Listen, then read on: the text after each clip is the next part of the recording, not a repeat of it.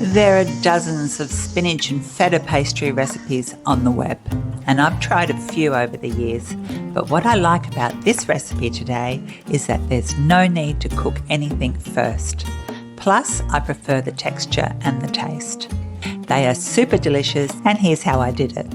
First, prep the ingredients.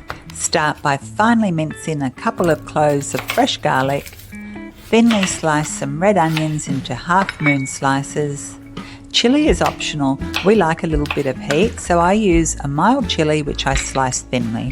Mozzarella cheese is great for the oozy factor, so grate some mozzarella cheese. I should have just bought it already grated because my hand got tired and I ended up slicing the rest. Grated or sliced, it doesn't matter. Next, take a block of Danish feta. I prefer this over Greek feta because it's soft and it's easy to crumble. I have 2 packets of frozen spinach, 400 grams in total, which I've defrosted. Place it into a strainer over a bowl and using clean hands, squeeze as much liquid as possible from the spinach. In a bowl, place a 200 gram tub of sour cream. Add the garlic, a teaspoon of salt, a teaspoon of black pepper, and just a touch of nutmeg, about a half a teaspoon. Lastly, grab some pine nuts for added crunch, texture and taste. You'll need some puff pastry sheets. Today, I'm using gluten-free savoury puff pastry, which is a bit harder to work with, but such a treat for gluten-free people like me. Lightly flour your workbench. Now you can make these pastries into any shape you like. For example, triangles work well. But I saw this way on the internet and it looks really impressive when cooked and it holds the filling well. Take a sheet of the pastry and cut it into 3 pieces. Using a lightly floured rolling pin, roll the piece slightly wider and repeat this with the rest of the puff pastry sheets. Now the fun part. Leaving about a 2 centimetre border around each side, place some spinach in the middle. Flatten it slightly with a spoon and then spoon over the sour cream mixture. Be generous. The spinach should soak up the liquid and it doesn't matter if it spills to the edge a little. Next, scatter the thinly sliced red onion over the top. Then add a generous amount of feta cheese,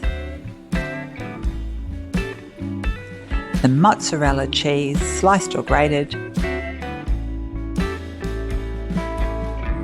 Scatter a few pine nuts on top. And lastly, if you're using chilli, sprinkle it over the top. For the egg wash, crack an egg into a bowl and add a tablespoon of water or milk, and this will act as the glue. Brush the edges of the pastry with the egg wash. Cover with the prepared top sheet of pastry, pressing down gently around all edges. Fold over the bottom pastry onto the top, which creates a seal around the edges.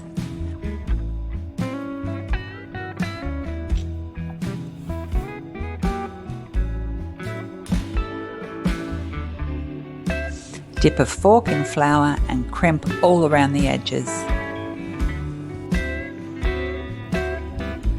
Using a knife, make 2 or 3 slits in the pastry. This will allow the steam to escape. Then cut each pastry in half. You can pop them in the fridge at this stage, ready to cook when you feel like them, or you can cook them straight away like I did.